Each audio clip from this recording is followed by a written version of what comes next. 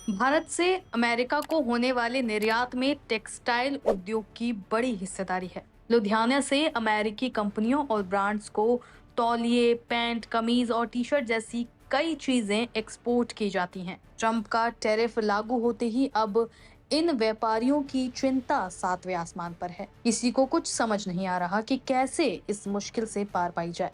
जहां व्यापारियों का लाखों करोड़ों का नुकसान हो रहा है, तो वहीं टेक्सटाइल इंडस्ट्री में काम करने वाले मजदूरों को अपनी रोजी रोटी का डर सता रहा है। नए ऑर्डर ना मिलने के साथ एक परेशानी ये भी सामने आ रही है कि व्यापारियों के पुराने ऑर्डर भी कैंसिल किए जा रहे हैं।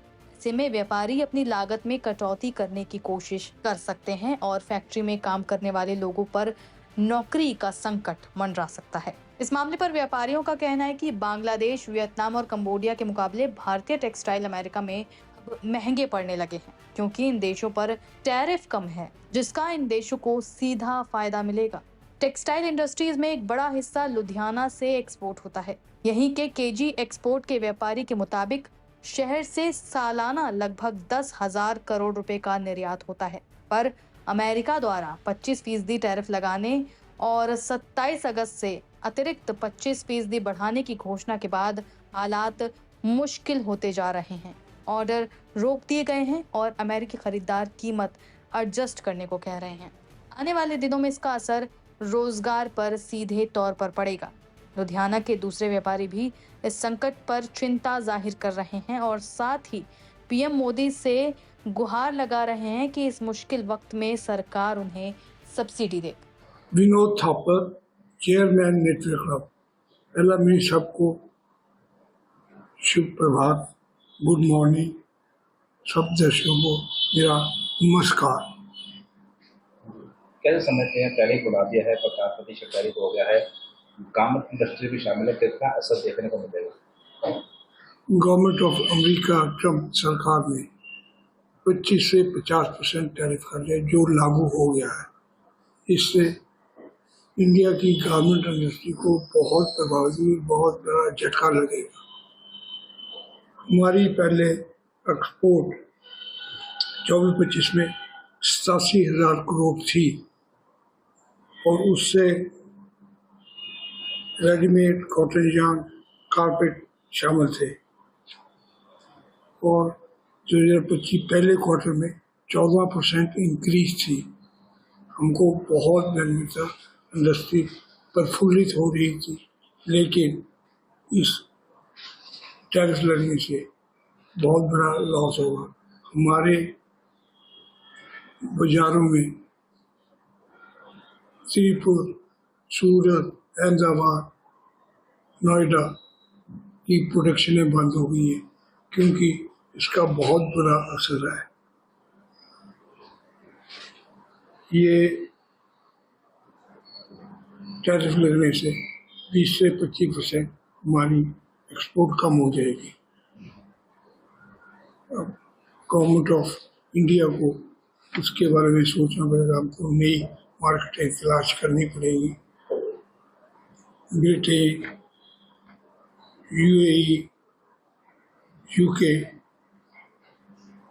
इससे फायदा वियतनाम, कंबोडिया, ये सब कंट्री से इनको फायदा हो सकता है। लेकिन हम बहुत बुरे पर गवर्नमेंट को सोचना पड़ेगा।